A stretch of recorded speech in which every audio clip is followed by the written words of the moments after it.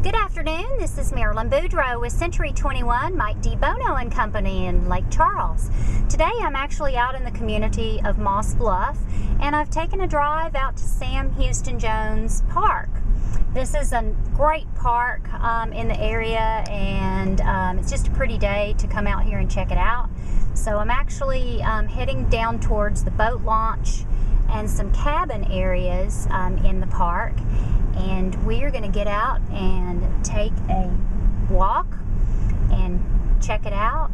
It's a beautiful weekend, and as you can see, I mean, there's some families here, people are out walking, and we're going to go do a little bit of exploring today so I can show you the park.